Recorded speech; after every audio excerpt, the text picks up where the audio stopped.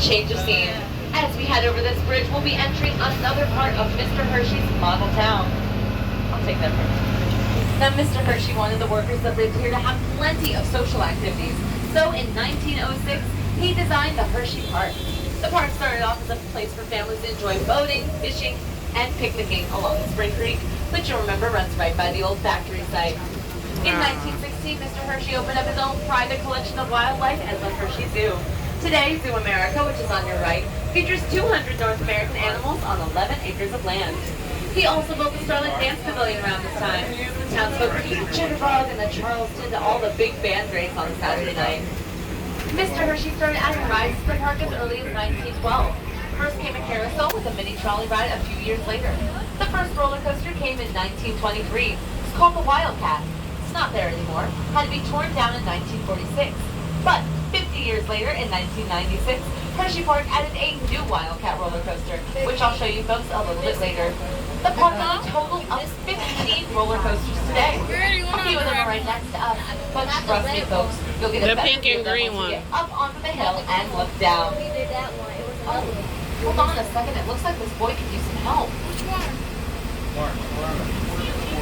It's not a six-pack, It's that's just one. up the road. Mr. Abrams is an extra hand from carrying milk can over to the factory. I'm Timmy Powers, by the way. What's your name? Hi Timmy, my name's Kiara. Did you make a stop at Hershey Park as well? Oh, you bet. Because, you know, there's 13 of us guys in one house. Some actually like to go over to the park and have some swell games of baseball. Oh, I see. So you live in one of Mr. Hershey's student homes. You go to Mr. Hershey's school? That's right. And they're almost 5 years now. Wow, things are so different here. Oh, where are you from, Timmy? Well, I was from Philadelphia, but then there was this fire and well, I basically came north and more or less when my parents died. Things were kind of rough for a while. But then I came here, and now my house looks as I ain't near as scrawny as I was before. I gained almost 12 pounds. I even grown too. People say I'm kind of big for my age. How old are you, Timmy? I'm 10. What? Yeah, you're pretty big for 10. Oh, last night I got to have dinner at Mr. Hershey's house. Each week he has about 10 of us guys over to have dinner with him. Mr. Hershey and this kitty are just swell. And she's kind of pretty too. We had chicken and waffles because that's Mr. Hershey's favorite. Of course, I could have done without the waffles. I like them better for breakfast. Yeah, me too. Well, it sounds like you're learning a lot here, Timmy. Oh, you bet. Why, I've never even seen a cow before coming here. But my house says that if I behave myself and work real hard, I can become a real dairy farmer one day. And I've also learned how to plant cucumbers in my very own vegetable garden. Sounds like you're pretty busy. Yeah, we have to do a lot of farm sorts of stuff, but I don't mind. We also have plenty of time to play. Oh, you know when a student turns 18 and he gravitates? I think you mean he graduates. Oh, yeah. Well, when he granulates, Mr. Hershey gives him a $100 bill. I can use mine in my tool set for my farm. Nice. Ooh, do you want to hear a cow joke? Sure. What do you call a cow with 2 legs? I don't know. Lean beef. What do you call a Oh. cow with no legs? Ground beef. Oh, that's a good one. What do you call a cow that rolls down the hill? After I the have no thing idea. stopped. A milkshake. That makes sense. Why do cows have bells? I have no idea. Because their horns don't work. Oh. Oh, you see that horse over there? That's my friend Johnny's house. He lives there with 13 other guys, and you know we all have house parents to take care of us and stuff. And that student home is called Rosemont, right? Yep, because it's right next to Mr. Hershey's rose garden. Neat. Oh, this is Mr. Abrams' farm. I gotta go. Oh, well, Timmy, before you go, would you like to take some Reese's peanut butter cups and some Hershey Kisses with you? Wow, you really need it? Yeah. Thanks. I can share these peanut butter cups with all my friends. Maybe if I could feed the kisses to the cows, we could have chocolate milk tonight. No, Timmy, that's not how you make chocolate milk. He's not listening to me at all, so. But he certainly was a cute kid, wasn't he? And he looked sort of familiar, don't you think so, Molly? Yeah, I felt like I'd seen him somewhere before.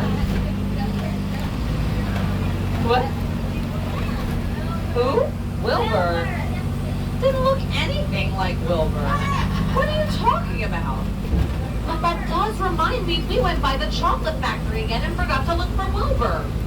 Why didn't you remind me then? Oh well. As I said before, over 2,000 children attend the Milton Hershey School today. Not only is it one of the largest private residential schools of its kind in the world, it's also one of the largest privately endowed schools of its kind as well. Now, how this came about is unfortunately the saddest part of our story. You see, Mrs. Hershey was very ill during most of her adult life, and she died quite young. She was only 42 years old when she died in 1915. She was the love of Mr. Hershey's life. He knew that he would never remarry and never have any children.